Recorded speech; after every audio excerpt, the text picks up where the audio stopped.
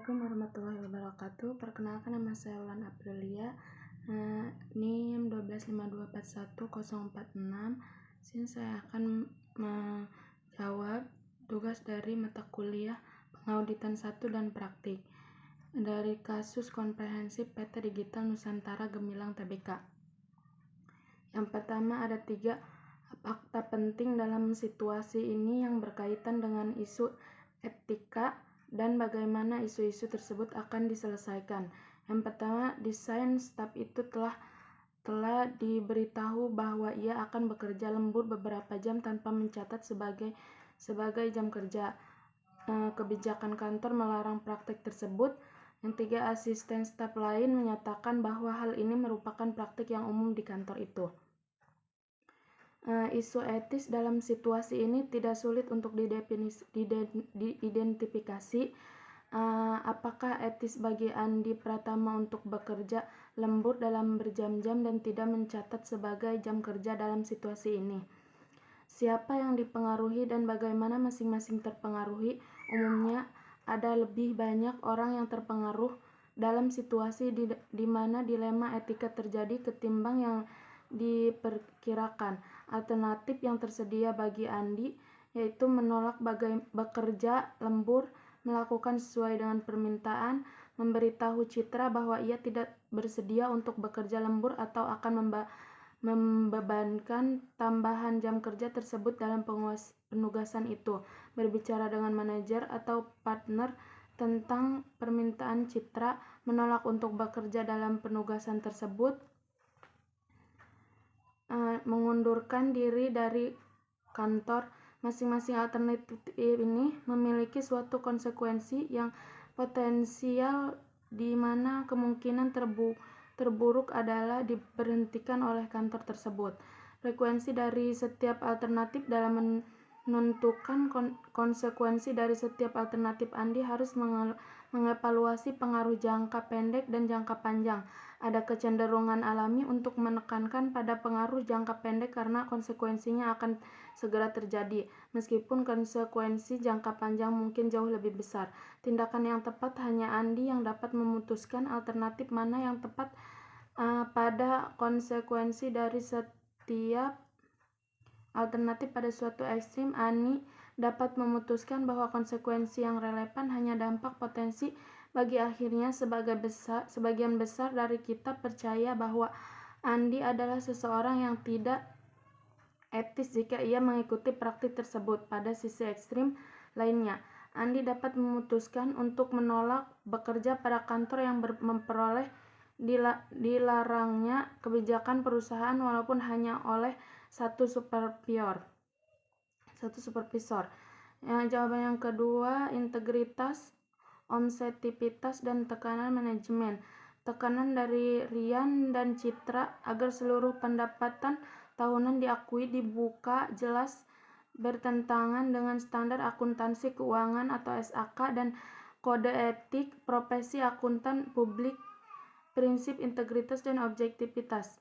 Santoso wajib secara profesional menolak kebijakan yang menyesatkan tersebut dan memastikan laporan keuangan SAK meskipun beresiko kehilangan klien. Mengalah pada tekanan manajemen akan merusak keandalan laporan keuangan dan integritas profesi. Jawaban yang ketiga, independensi, ancaman keuangan, dan hubungan keluarga. Hubungan keluarga antara Citra, manajer audit, dan kakaknya Anton, direktur pemasaran DNG, menimbulkan ancaman kedekatan dan ancaman kepentingan pribadi. Yang harus diambil yaitu atasi personil audit agar Citra tidak menangani audit DNG, mengungkapkan konflik kepada partner dan komite etika KAP, sarapan sampai guard internal, arti review independen oleh tim lain. Independensi, larangan menyediakan jasa. Nomor 4, independensi, larangan menyediakan jasa non-audit. Permintaan DNG agar KAP juga menangani proyek implementasi sistem ERP melanggar peraturan OJK dan kode etik KEPAP. karena menciptakan ancaman penilaian diri sendiri.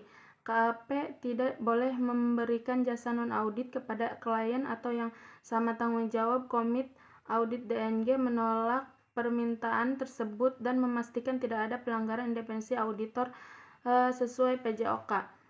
Nomor 5, dependensi, imbalan jasa dan ketergantungan klien. Fakta A, imbalan jasa audit tahun sebelumnya belum dibayar.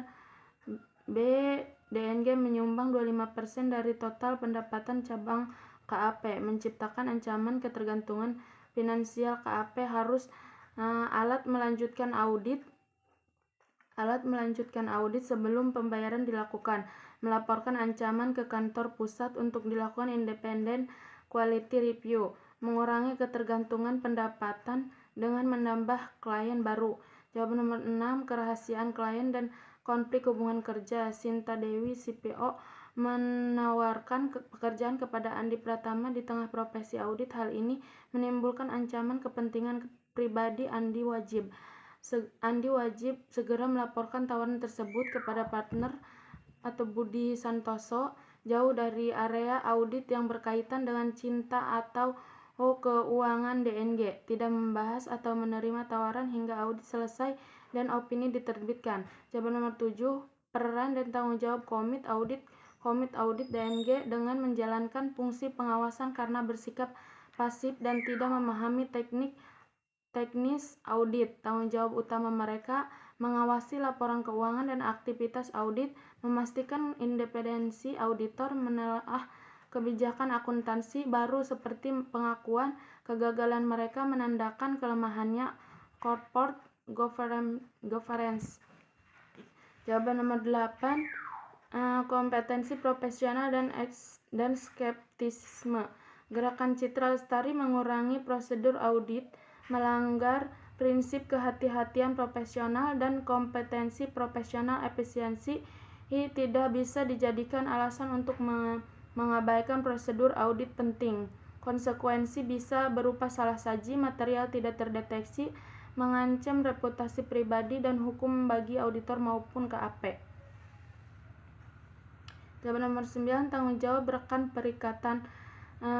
Budi memiliki tanggung jawab akhir untuk memastikan audit mematuhi standar profesional. Langkah yang harus diambil yaitu melakukan review independen internal terhadap tim audit, menolak tekanan CEO Rian meski bersahabat secara pribadi, melaporkan potensi ancaman ke regional partner, menegakkan prinsip kepentingan publik di atas kepentingan klien. Yang ke-10, mekanisme penegakan dan kepentingan publik. Jika KAP menyerah pada tekanan dan mengeluarkan opini wajar tanpa pengecualian meski ada salah satu material, lembaga yang berwenang menindak antara lain IAP atau IAI, pelanggaran kode etik dan SPAP, OJK pelanggaran independensi, auditor emiten publik, komite profesi akuntan publik, KPAP, integritas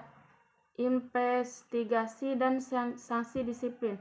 Kegagalan seperti ini dapat merusak kepercayaan publik, menurunkan reputasi profesi akuntan dan melemahkan integritas pasar modal Indonesia.